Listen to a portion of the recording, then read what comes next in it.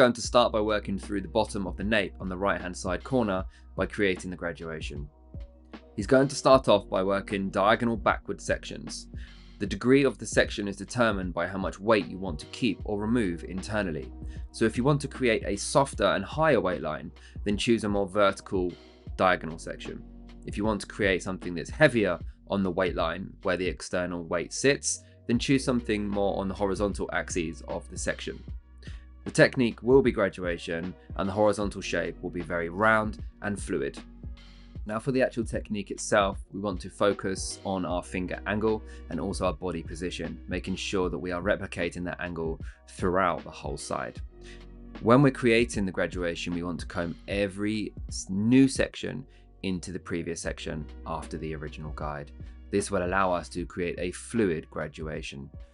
Stephen is choosing his choice of length depending on where he wants the hair to actually sit externally when it's left naturally. We are going to play around with styling on this with more of a smoother, more polished finish, and also a more messy and textured finish with the styling to show you different ways that we can style the hair on the finished result. But we want a length that allows us to be able to be flexible within the styling, whether we want it more polished or more textured and more movement in there. Stephen's now moving on to the side areas. Stephen's going to be working with backward diagonal sections from the bottom of the side panel, working up in towards the top of the curvature of the head. It's going to be working just below 90 degrees on the side areas to retain that little bit more weight on the less denser area of the haircut.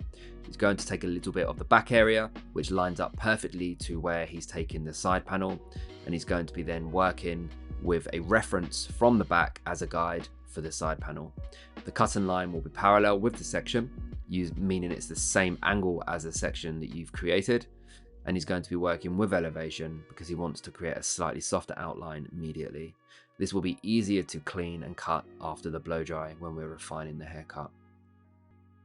After we've finished cutting through the horizontal axes, again we're going to cross check on the vertical and make sure that we have a very clean shape on the vertical axes.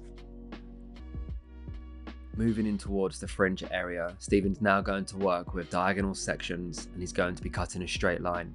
The elevation is 45 degrees and every section is combed to the first section. This means that he's using the technique over direction where he's cutting the shortest point on the first panel, and because each and every section comes to that first panel, it will gradually get longer and longer as he works back in towards that triangular shape. There should only be around 2 to 3 sections going back into the triangular shape. What you'll notice is that Stephen's body position is moving around the head shape as he cuts the external line.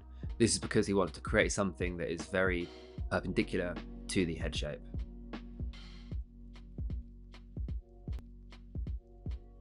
Once Stephen's finished the first side, he's then going to finish working through the top of the head, through the curvature into the fringe area, and then go right round to the opposite side and repeat the same process from the bottom over the ear all the way through up until the top of the apex.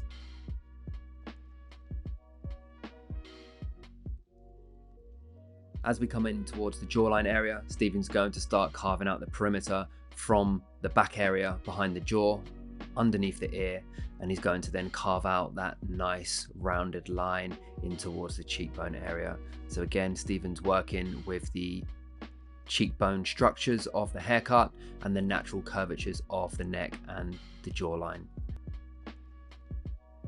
Stephen's now going to finish off the personalization, working with some slice cutting and using the points of his scissor, where he can work up in towards the line that he's got cut, or he can work down the hair shaft through in towards the perimeter from the mid-length through to the ends. Towards the end of the personalization, after Stephen's taken away the density through the end of the hair, he's now just finishing off the last little bits of refinery, where he's really just polishing off the lines that he's created to get the sharpest, most strongest possible results through the ends.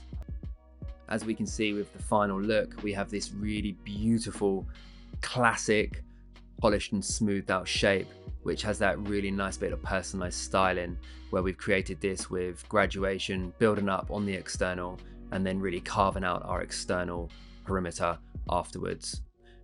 We hope that you enjoyed how you can change it with the styling to something a little bit more everyday and a bit more textured. We'll see you on the next one.